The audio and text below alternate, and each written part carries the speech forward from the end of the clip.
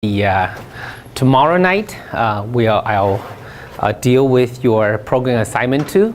Hopefully that if you finished, you will show us that how you do your assignment, and I'll give you feedbacks. If you have not finished, please feel free to bring the questions. What are the main things that block you from doing the program assignment 2? As I mentioned again, this is not to write a linear software for you to use for your life. There are much better softwares out there, but it is the practice of modular programming with the testing idea behind. Whenever you cultivate your programming habit, whenever you write, you design the module, you design the method and object with testing in the first design phase. This is a very, very important thing. If you already design like that, that's great. If not, this is something definitely to change into. If you think about how any complex systems, including a car, being put together, you will find that there's the integration method is universal. This is true for software as well. You want to maximize 2 to make sure the car runs expectedly. First is modular testing. First you want to test the engine, you want to test the transmission, you want to test even for all the detailed parts, they need to have their individual test. So modular testing is first. Second is parts reuse. Parts reuse, even for you putting together a car, you want to use what is the most reliable part you already know. And this not only make the car more reliable, it drives down the cost. This is true for your software as well. If you maximize your code reuse, your code become more reliable because this is a code that you know the behavior, even including the exception handling. And also it saves the cost. Software engineers are expensive. You rewrite the same code again and again, it's just expensive. So code reuse, it's just like parts reuse. When you know a screw that's already work, don't change that. If you know that this is the dashboard that fit, don't change that. So that's the for integration. These are 2 modular testing and parts reuse or code reuse are the 2 main method for any integration. Any integration for an engineering product. So today we have a single topic that we need to deal with is the Newton-Raphson method. This is the, you may have learned it, in some other programming class, but we are going to take a little bit deep into its variation. The simple Newton-Raphson method is very simple. There are 2 important variations usually not covered. First is the multivariate, how that tie to your Jacobian matrix. Hopefully we'll see that immediately today. And the second is called the line search. I'll tell you the reason and how to implement a good line search for the Newton-Raphson method. So if you try to find the root of a 1D nonlinear equations, remember this is the same in the equivalent questions in optimization.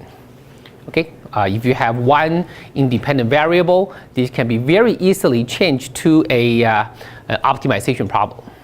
So this is just equivalent. But let's focus now. If I want to solve this f(x) equal to 0, finding the roots of a particular problem.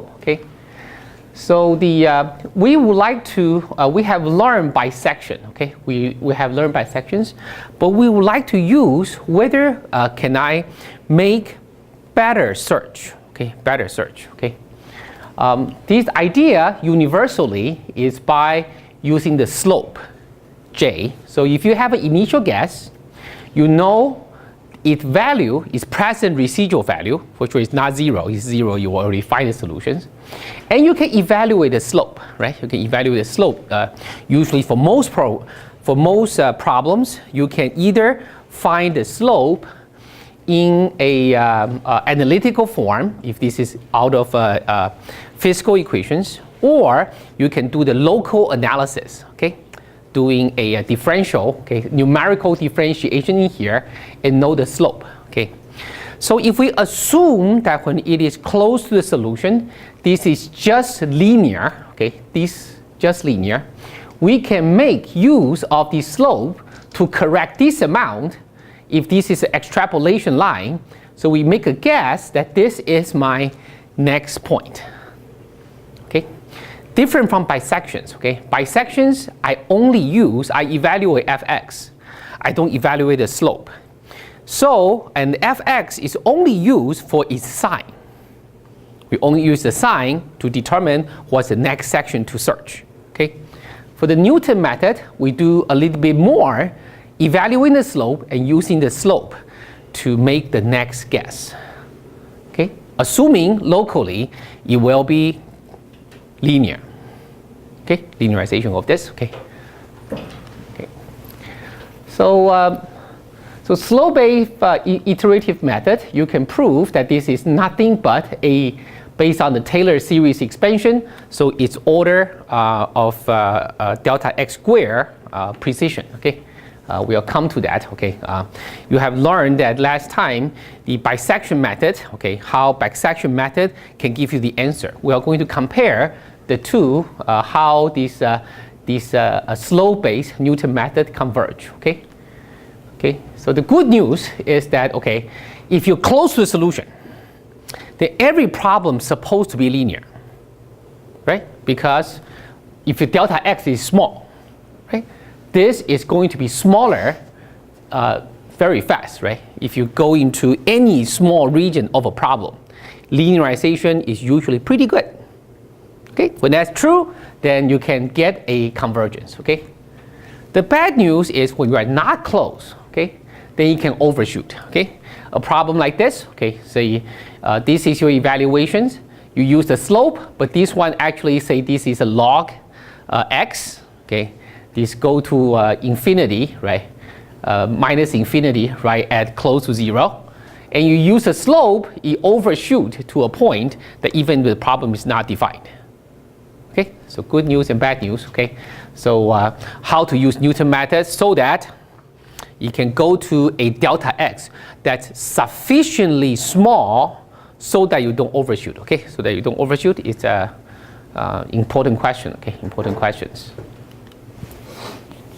So let's define the convergence behavior in the any iterative method, okay? Now I cannot direct solve it, so I have to use iterative method to solve it, okay? So the good thing, the best thing is to check the absolute residual. That's when you do k-step of iterations, that the absolute residual, the equation you are solving, that go to 0, okay? To go to absolute residual, okay? There's a problem with this, okay? This, usually you don't know how small is small, okay? Fx equal to 0, fx times 10 to the minus 10 is also go to 0, right? So you don't know what is the normalization, right? You don't know, right? So you set a residual for your absolute residual, you don't know what is good enough, right? You don't. Okay, so this is the same problem, right? So you don't know how to normalize this unless in the physical system, okay? In the physical system, you can normalize it, okay? Saying that this F has a unit of volts, and I only care about microvolts, okay? So when this residual in volts is going down below microvolts, I'm happy, okay? If it's but in the arbitrary equations, this is a good check, but many times it's hard to normalize, okay? But if you look at your iterative method, it's also required, right? At convergence, each correction step need to go to 0, right? Has to, okay? But this one can be easily normalized, right? Normalized to the solution factor, okay? As long as this is not a trivial solution, then this one is something you can self-normalize easily, okay? So this is usually done when doing a iterative method, you check both. Okay, you check relative and absolute residual. Okay, one of them meet the conditions. Okay, you say, okay, now I approach a convergence. Even at the conditions when these go to 0, but this is not as much 0, you know you have to abort anyway because you are not making any progress anymore, right? It may not be, if you check this is not small enough, but this is already 0, you need to kick yourself out, okay? Report this number and say, well, my present program cannot make any improvement anymore, right? Because delta x is already much smaller than x. So however you iterate, the delta x is already close to 0, you're not making improvement. Okay, so checking this is not bad, okay? It's something, even you haven't solved the problem, you should kick yourself out anyway. Okay. So we learn bisection, okay, saying that bisection is straightforward, okay, but you need 2 initial guess for a 1D problem. You need the range to search, right? So for example, for this very simple problem, I know that this equal to 0, it's the intersections of a cosine function and the y equal to x. I know the solution should be close, okay? This is a root, right? Because you have to, this one minus this is your fx, and this is the root. I know it's between 0 and pi over 2. Okay, I know that. Okay, so I can search that region. Okay, there's regions. Okay, and you know that if I make k step, right, the precisions. If you want k digit of precisions, you need k times log to 10 step of search, right? But each time you're making the precision to be 2 times better. If I want a decimal digit, I need to be that. I need to make these many steps. Okay, so each time you improve the precision by binary numbers. Okay, so for sure decimal digit is k times log to 10. Okay, this normalization factor is less critical. Okay, but anything that have this kind of convergence, we call it linear convergence. Okay, it is exponential. Okay. But we call it linear convergence, okay? In comparison with the next definition, okay? So this is called linear convergence. I know it's actually exponential, okay? But it's not exponential square. With linear with exponential in mind, okay? The coefficient inside of exponential convergence behavior is linear, okay? So this is bisections is easily understood as is a linear convergence. Okay. On the other hand, the Newton-Raphson method, okay, if you apply for the same problem, okay, there are 2 important differences than the bisection. Okay. The first is I only need 1 guess. Right? Bisection, I need a range. I need 2 guess, and the 2 guess need to be of opposite sign. Okay. Newton-Raphson method, or using the slope method, I need 1 guess, okay, and I'm using the slope to continue the search. Okay, so I only need 1 guess. Okay, the second difference is in the expansion of this. Okay, in the expansion of this, we will observe something called the quadratic convergence. Okay, I'll show you immediately what is quadratic convergence. This is quadratic convergence. Okay. But I'll show you how these behave, okay? How they behave of quadratic convergence. And why it is quadratic convergence, right? Because if it's linear, it's immediate. The order, all the linear term has been considered. So if I use the slope, it's expected to converge quadratically. It's a quadratic term that I don't have predictions. Okay, so I'll show you immediately. Okay, so let's use the previous example, these functions. Okay. This is the initial guess. I know easily what is the slope. This slope actually have a closed form, so easily get. Okay, I don't need numerical differentiations. Okay, solving things like this, I have a good closed form of the slope. So each time I'm making this correction, right? Notice the minus sign here, okay? I'm finding the root, so I'm searching the delta x is minus slope times the minus 1, okay? The inverse of the slope times this, okay? And this is just from the Taylor expansion, right? Taylor expansion that you know this should be your correction factor if the problem is linear. Okay, so in these very simple equations, this actually has a closed form as well. Okay, has a closed form as well. So each time you can evaluate delta x in a closed form. Okay, so now you can make iterations, right? When you have this, you calculate the next the step at these things should be 1. Okay, should be 1. Okay, and then the x 1k is 1. Okay, evaluate the second delta x, okay, using these equations, and with that you minus this into here, and then you go for the iterations. Okay, is this clear? How these steps? Okay, this is called Newton-Raphson. Okay, for sure we know who is Sir Isaac Newton. Okay, it is Sir Isaac Newton who proposed this. He proposed this with a guy who we don't all the years guessed. It's now only the paper left. No picture. No, he's probably a poor high school mathematician. Nobody give him a portrait. For sure, this is before the photograph is invented. So we know his name because he's a co-author in the book, in the sections. That time is called letter. Okay, in the letter that this method is proposed, but we lost his records. Okay, so Raphson, we don't know what he looked like. We know he's a fan of Isaac Newton. Okay, he liked Isaac Newton very much. That's about what we know. Okay, okay. So now each time also you observe, we take a full step. Okay, this is a full step. Okay, so if we, like in this step, okay, we calculate that the step size should be 1 according to these equations. Okay.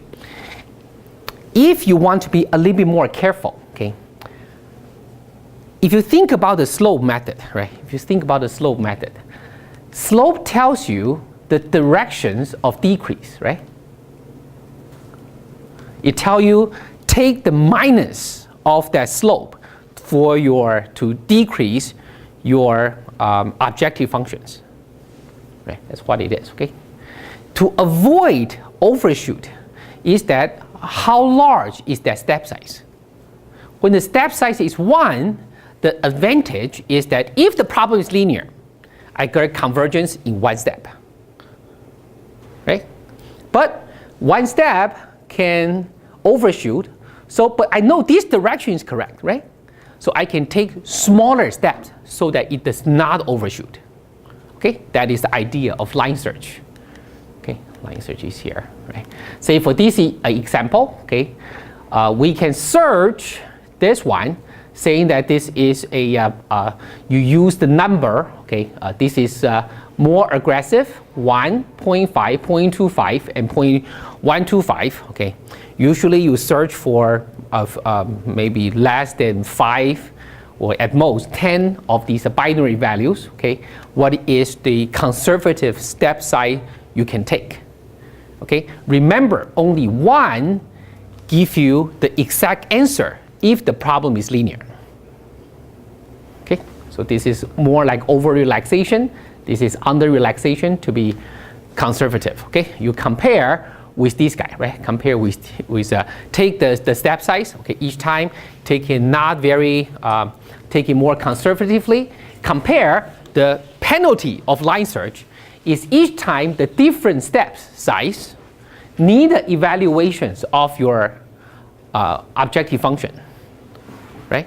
It's one more evaluation. Okay, then you know that which one is the best for corrections. Okay, so this is a penalty, but this is a conservative step. Okay, but in here I illustrate there's no such thing. Okay, I take step size always as 1. Okay, because I expect if it's 1 and the problem is close to linear, is the best. Okay, so this is what I meant by quadratic convergence. Okay, this is bisection. Okay, each time you take say 3 steps, you can improve 10 times of your precision. Quadratic convergence is something that if this is 1.1, the residual or the solution factor, and this become 10 times smaller. Then the next iteration, I expect to be 100 times smaller. And then the next time I expect to be 10 to the 4th time smaller. In the next step, I expect it to be 10 to the 8th time smaller because it's exponential delta x squared. Okay, this is exponential delta x.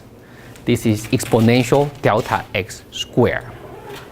Okay, this is not only just give you a idea of faster convergence. This is precious in the way not many things in the world have quadratic convergence. Okay, you do anything wrong, this is the first thing that's gone. Okay, your slope is evaluated wrong.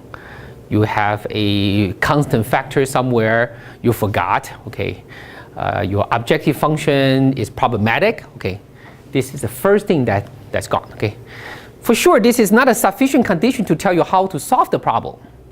But if you do observe this, you have a assurance what you're doing is correct. Okay, not many things in the world can give you, if you just do random search, statistical search, bisection search. Okay, linear convergence is usual. Okay, quadratic convergence, you have to implement the slope correctly so that the linear problem is resolved. Okay, that you can have this property. Okay, that means when you observe this, your implementations of the fx and the f prime x, okay, the slope is consistent.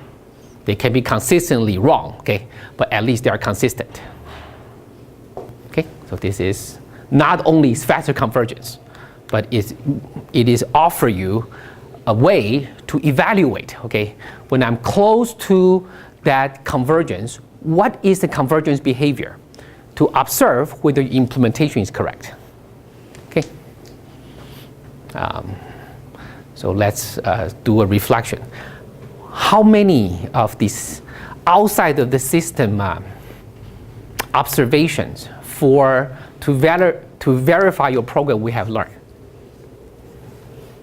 This is one more, okay? But I want to refresh your memory, okay? You write a big code, you're calculating something, okay? Maybe you are doing imaging processing, you are doing radio retrieval, okay? You write a big program, simulate something.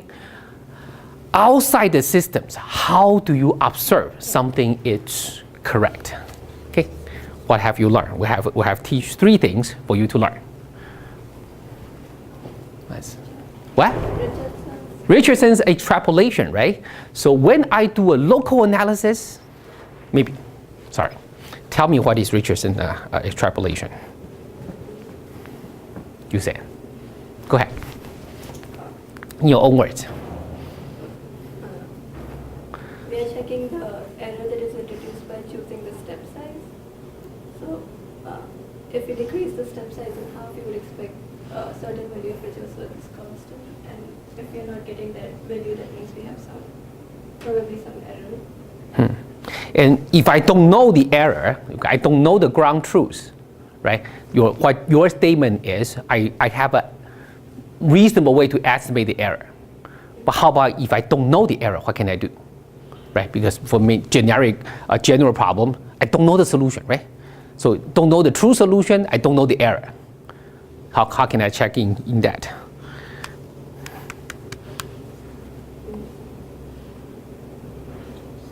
I'm looking my own video notes and saying I talk too much. I should let the student talk a little bit more. So sorry to put you on the spot. So if we don't know the absolute truth, what should we do? We use the approximations to estimate the error. We use we use a relative step size to estimate the error. Okay, so that's Richardson. Okay, what is the other thing we can observe from outside? What is right? Yes. The Wilkinson principle. The Wilkinson principle. Can you tell me about that? Yeah, it's like you implement 2 different methods of doing the exact same thing. Okay. And seeing the result that they get, and if they're the same, then there's a very high probability that what machine implemented is right. Okay, so if I rephrase it, if you're giving a gigantic program, okay, don't know what is right, you use a reduced version, but it's only implementation, right? And you check step by step, right? Like your check, I check every element, right? Are they correct? Okay, that's another way. Wilkinson principle, Ralphson extrapolations, quadratic convergence is the third one. Okay, there will be two more coming. Okay, so you observe how to validate and verify what you write as a program. Okay, and after your program, the program module is verified. The next thing you should do is in the future reuse it as much as possible. Okay, this will save your own time, and this will also become more reliable. Okay, throughout the time. Okay, throughout the time. Okay. So let's implement this. Okay, a little bit different from previously. Okay, previously is that I put 100 here. Okay, you will soon see why the 100 implementations is not ex minus 1, it's e to the 100x minus 1. Okay, making e overshoot easier. Okay, and this is not crazy though. You say, hey, Professor Khan, this never happened. No, okay. In the physical system, it happens a lot. Okay, this normalization constant is what we call how much energy you have over your activation energy in the first order chemistry. Okay, and having a reaction constant that's having these kind of prefactors is not strange at all. Okay, saying that I have a barrier that's have a temperature, room temperature 26 millivolts, and I have a reaction that have 1 millivolts of even water. Okay, your hydrogen burned with oxygen that contain 1 volt, 1 eV, and your baseline is 25 millivolts. So this prefactor is not crazy at all. Okay, so let's try it. Okay, for sure the solution remain. Okay, this is solution remain at 0. Okay, so let's using the initial gas of 1. Okay, solve this. Okay, each time correct your delta x. Okay, iterate. Okay, this should be fun.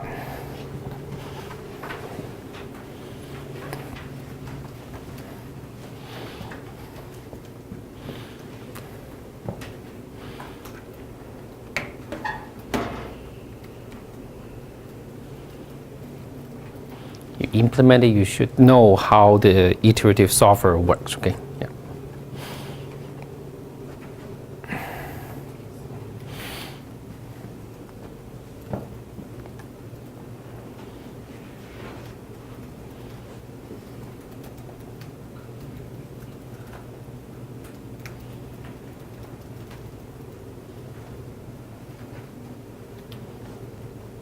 Report this. Okay, report relative error and the absolute error.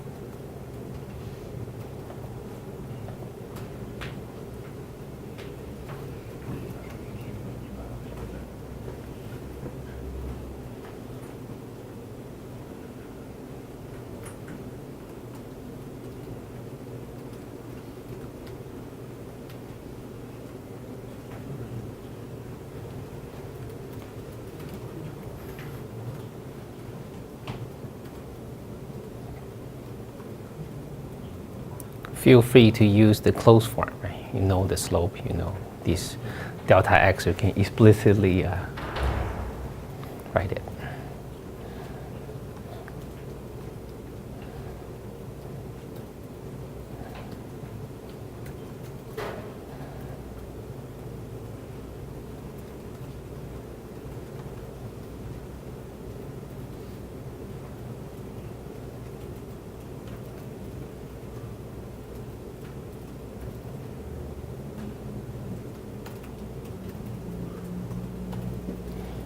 Anyone seen the magical convergence, the quadratic convergence?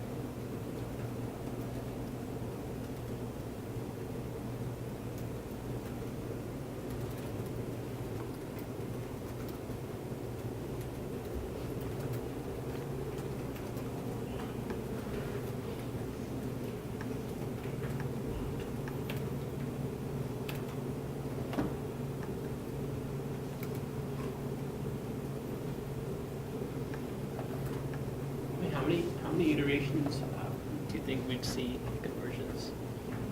For this one, 5, 6, depending on how you set the residual, right? When are you going to kick it out? Set your absolute residual to be 10 to the minus 14, or the let's use this 10 to the minus 9. Okay, so what number to use for convergence check? About half the precision you can do for double precision.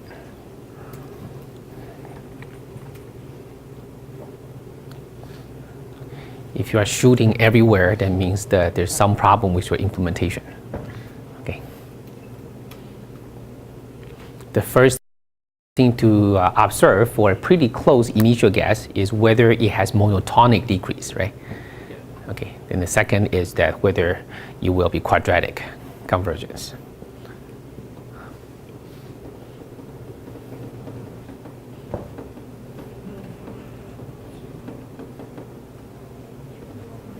So what do we have to? So we calculate delta xk at Yeah. every iteration and then add it to Yes, xk, right? Sure.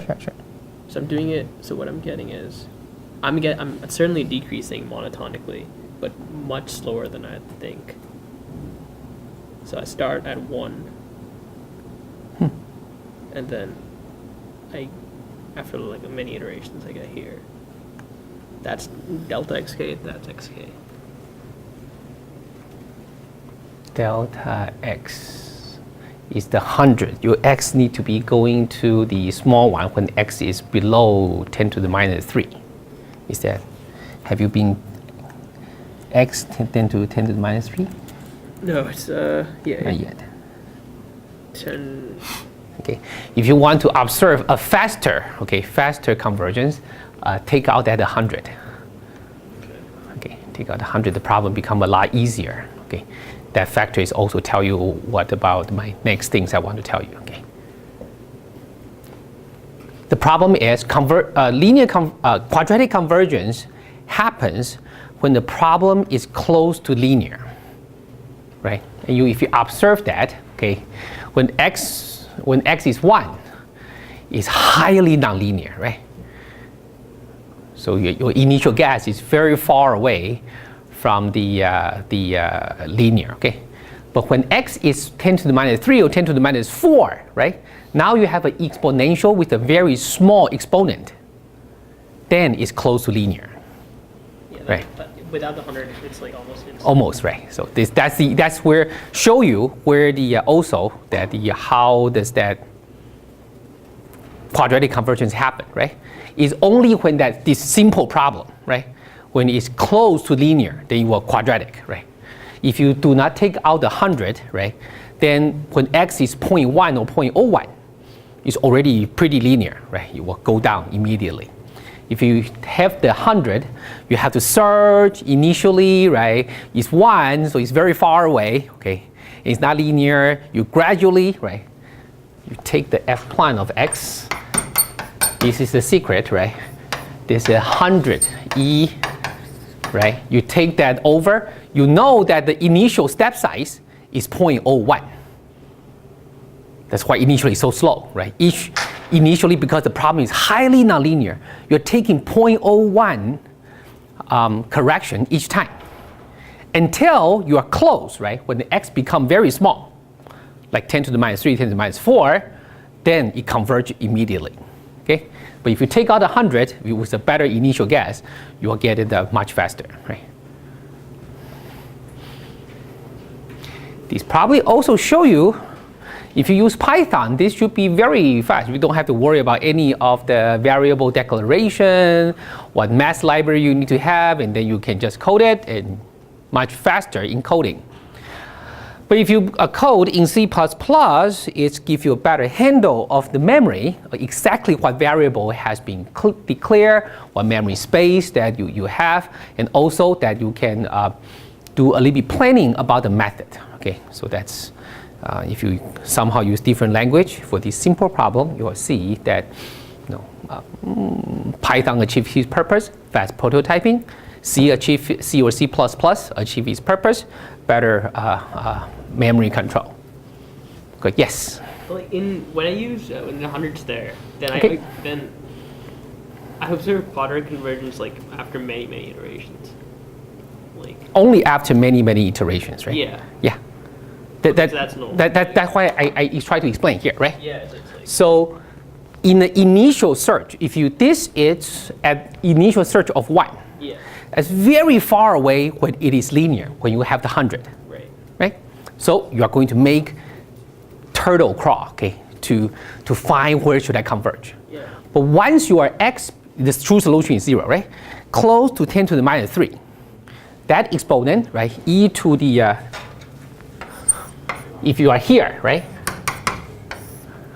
then this is much closer to a linear problem. Oh yeah. See, Then it go down, right? So initially it's crawling, right? Because each time the problem is designed is so highly nonlinear at this initial guess, okay? If you're daring to try this, you will see that you will crawl like crazily slow in the beginning, right? Until finally you get into that, I have a name to it, basin of attraction. Then you go down, right? But that's the nature of exponential, right? It's initially it's you just highly nonlinear. Only when x is so small, then ex become this, right?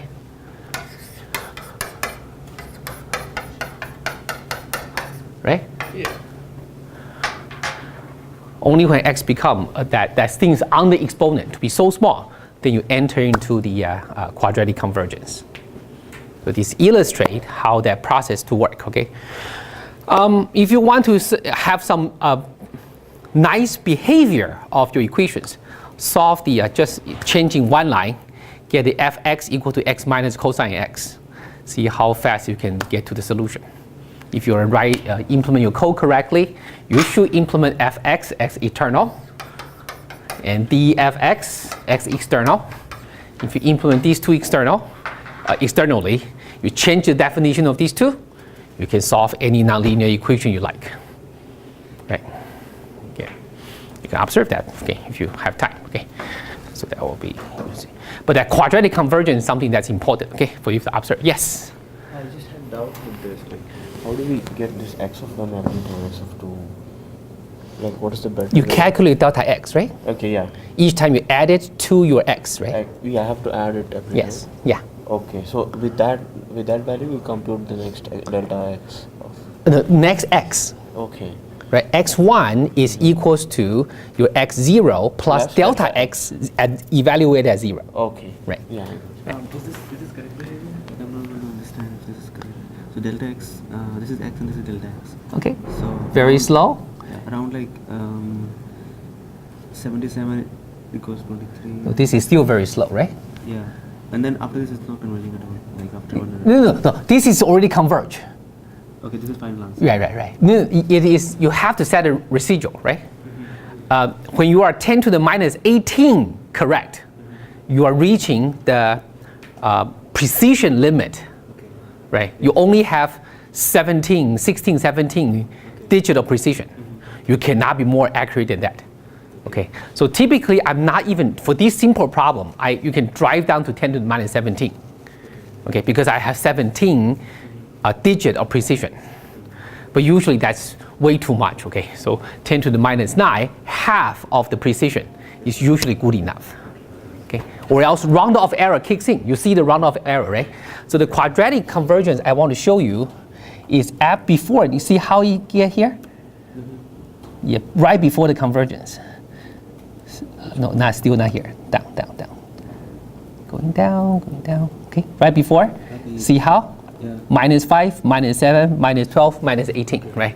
That's a quadratic convergence I talk about, right?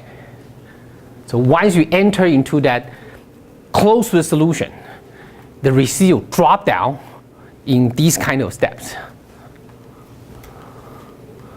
Right? Why did it come so late? It comes so late because that initially the problem is highly nonlinear when the exponent is still large. Okay? Only when the exponent becomes small that this expansion is close to linear. Right? So you see how the Newton method works, right? So when I'm far away, you're at God's mercy about Newton's Raphson method. Right? But when you close, right, then I know when this is small, I take down in this kind of convergence. Right? For sure, the next question is that for arbitrary problem, how do I determine what is the good initial guess and what should be the basin of attraction? Okay, that's the next question we need to figure out. Okay, and the answer is simple. We usually don't know. There are two situations we know. Okay, so now you see how important of the initial guess is. Okay.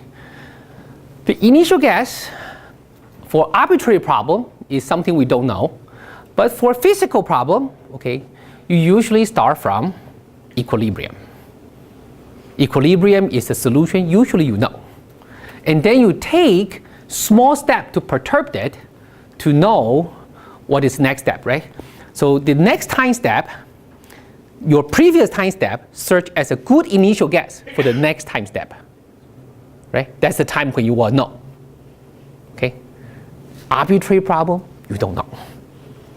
Okay? If you have doing any circuit simulations by SPICE, it always tell you to solve the DC condition or the equilibrium conditions before it take on the transient. The reason, all your circuits are nonlinear, so the SPICE need to take an initial guess.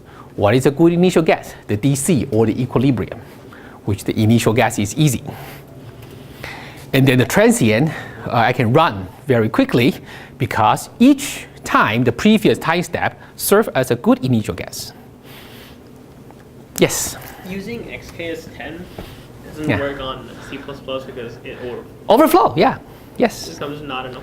Yes. And you see how not a number propagate. Yeah, almost. It's Almost instantaneous. Yes. And as I said, this problem is not crazy. Okay. This is you have this kind of problem, right?